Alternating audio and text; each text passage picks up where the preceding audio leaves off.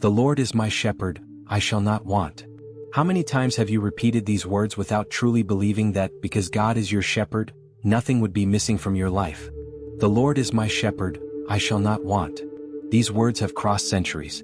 They were whispered by kings in war who held their swords in one hand and the Bible in the other, seeking strength to face battles greater than themselves. They were murmured by desperate mothers in the midst of tears as they rocked sick children or prayed for a miracle.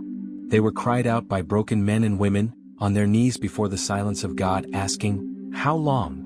Today those same words are here, perhaps on the screen of your phone between message notifications, social media, and reminders of overdue bills. Perhaps you read them this morning before leaving for work, with a heavy heart and eyes swollen from crying. Or maybe it's night now, after a long day of trying to hold everything together, and only then, in the quiet of your room, you take a deep breath and feel the weight of everything you carry. This verse is not just a beautiful phrase written in decorative frames or tattooed on skin. It is a powerful reminder: you are not alone. No one needs to go through all of this alone. And more than that, it invites us to dive into something much greater, to reflect on how we see our lives, our problems, our losses, and also our future. Perhaps at this very moment you're sitting with bills piling up on the table, collection letters in your email, unfulfilled promises, postponed dreams. Maybe your heart is tired from beating too fast, from feeling anxiety, frustration, even shame.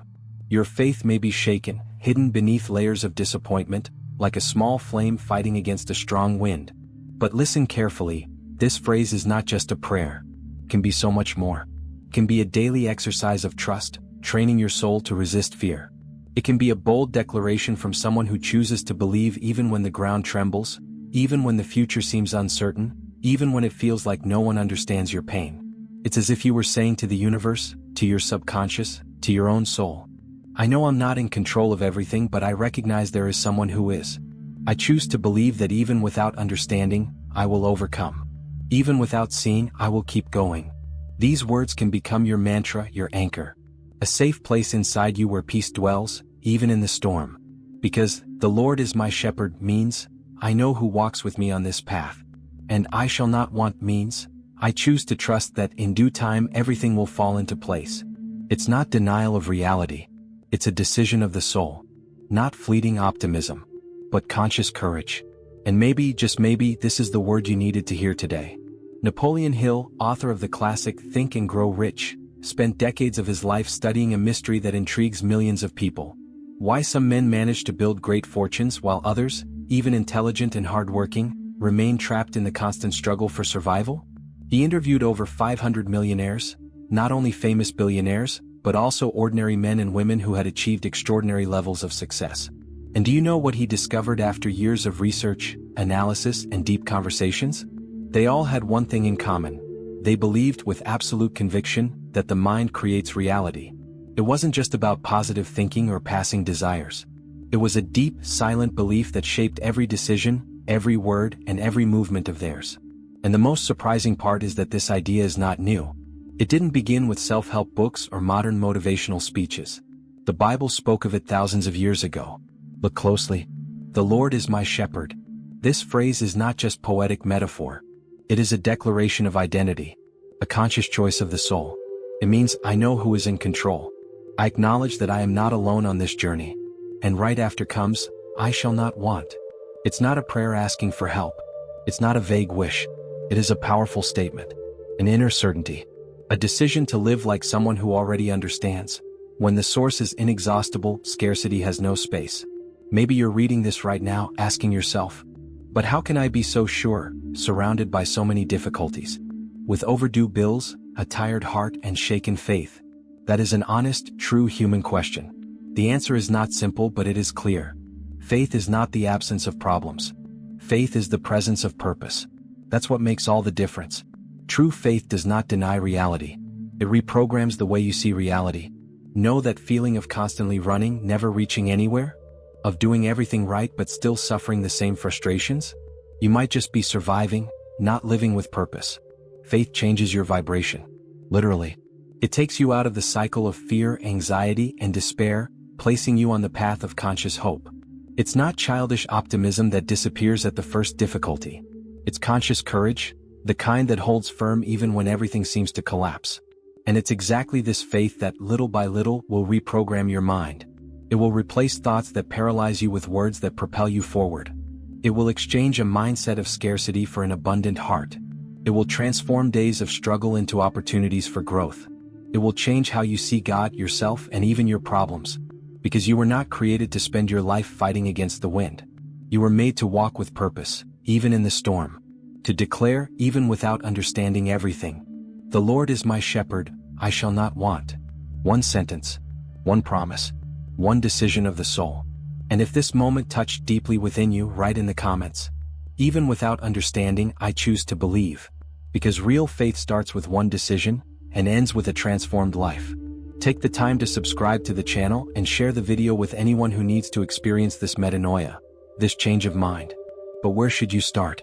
Begin with the heart. Every transformation begins from within. If you live full of anxiety, maybe it's time to pause, breathe, and remember, you have value. Not because of how much money you earn or how many things you fix. You have value because you exist. Use words with power. Repeating, "I shall not want," might seem hard at first, especially if you feel like you lack everything. But say it anyway. Make it a habit. Let this phrase enter your subconscious and begin replacing the thoughts that harm you. Allow yourself to rest. Psalm 23 says, "He makes me lie down in green pastures. He leads me beside still waters." This is not luxury. It's necessary. You need to learn to rest without guilt. To find peace doesn't mean to stop. It means to recharge your strength to move forward with more wisdom. Face the valley with faith. Everyone goes through hard moments. Family issues, emotional crises, spiritual doubts. No one escapes. What changes is how you face these valleys. The psalmist says, "Even though I walk through the valley of the shadow of death, I will fear no evil, for you are with me." It's not about denying fear. It's about recognizing you are not alone in it.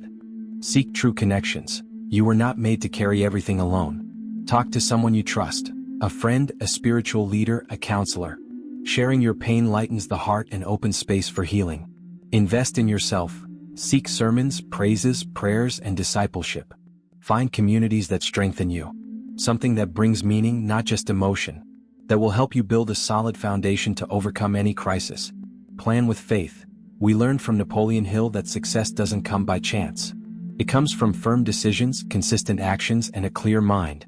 Pray, ask for guidance, but also plan. Faith without action is useless. Action without faith is exhaustion. Dream with purpose. You weren't created to run after something you don't even know. Ask yourself, what is my purpose? What do I want to leave behind? Dreams aligned with purpose last longer, impact more, and bring deeper peace. Surely goodness and mercy shall follow me all the days of my life, and I will dwell in the house of the Lord forever. This verse closes with gold. It does not speak of perfection but continuity. Of who persists even when tired. Of who keeps walking even when wounded. Of who chooses to trust even when suffering. If you identify with this man from Psalm 23, then do one thing now. Stop, breathe, and say from your heart, "The Lord is my shepherd, I shall not want." Read it again. This time as someone planting a new seed in your mind. As someone choosing to change. As someone who believes. And if this moment has touched your spirit, right here, even without understanding, I choose to believe. Because that's not just a sentence. It's a commitment to yourself and your future. And remember, you were not made to stop halfway. You were made to go beyond.